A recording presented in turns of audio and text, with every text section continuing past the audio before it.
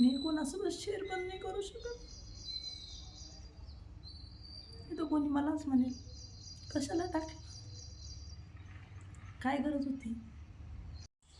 तर आज आहे स्वानंदीच्या शाळेचा 3रा दिवस आणि मी तुम्हाला काय सांगू, पहिला दिवस तर खूप आनंदाचा गेला, पण 2रा आणि 3रा ती तिकडे खेळते काय करते तर तिचं तिला माहीत.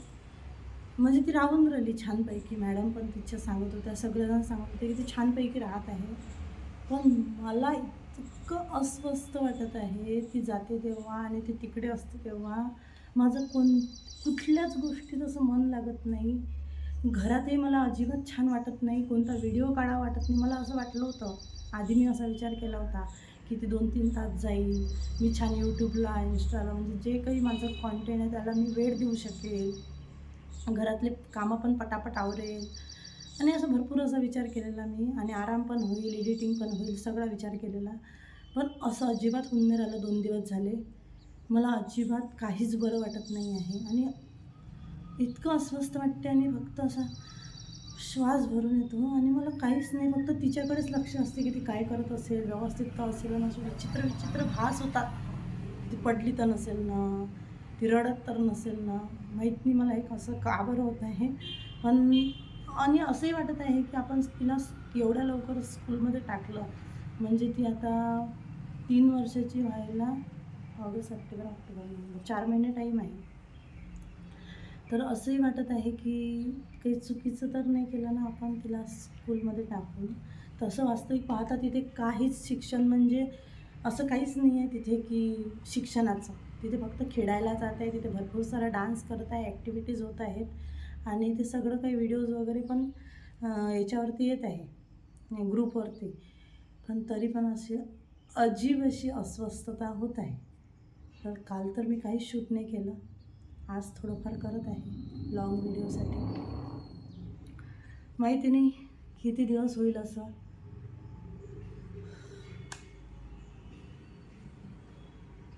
आय जस्ट होप की हे दिवस लवकर निघून जावं असं वाटत आहे मला. मला असंही वाटत आहे की ही अस्वस्थता आज होत आहे आपल्याला, पण आपण तिला 2 वर्षांनी जरी टाकलं असतं शाळेमध्ये तरी आपल्याला असंच झालं असतं का, की याच्यापेक्षा वेगळी परिस्थिती असते, की आपण टाकून काही चुकी तर नाही केली. असे भरपूर काही प्रश्न वाटत आहे मला आणि अजिबात कोणत्याच गोष्टीत मन नाही लागत आहे. मग तुम्हाला माझी मुलगी दिसत.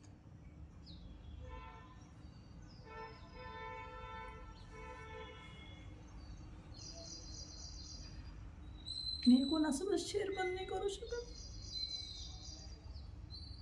हे तर कोणी मलाच म्हणेल कशाला टाकलं, काय गरज होती. पण ती पण किती एक्सायटेड होती शाळेत टाकायला. घरातून 3-3 वेळा बॅग घेऊन जायची की आई मला शाळेत जायचं, शाळेत जायचं. तर जाऊ दे. आय जस्ट होप की मी 8-10 दिवस वाट बघेल. जर असंच चालू राहिलं मला तर मी तिला नाही जाऊ दे.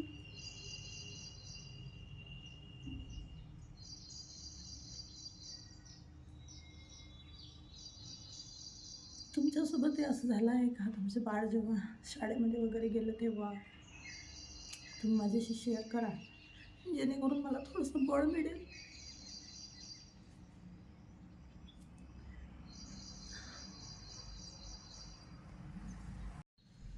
2 तास झाले फक्त रडणंच चालू होतं माझं. तर मी आता जस्ट स्वानंदीच्या मॅडमला फोन लावला होता.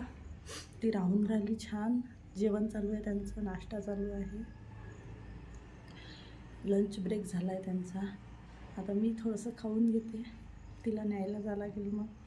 आणि म्हणजे एवढं मला अस्वस्थ आज का वाटत आहे मी तुम्हाला ते सांगायसाठी परत व्हिडिओ सुरू केला. मी गेली होती स्वानंदीला सोडून द्यायला. तिथे एक मुलगा होता, छोटासा मुलगा होता, खूप जास्त रडत होता, खूप जास्त.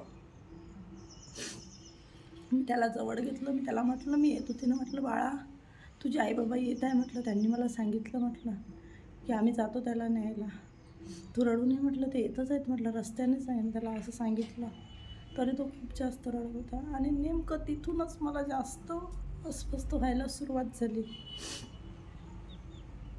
तर असं झालं, जोपर्यंत मी तिला आणायला जात नाही, जोपर्यंत आणत नाही, तिला माझ्या हातात घेत नाही, तोपर्यंत काही मला बरं वाटणार नाही आहे आता.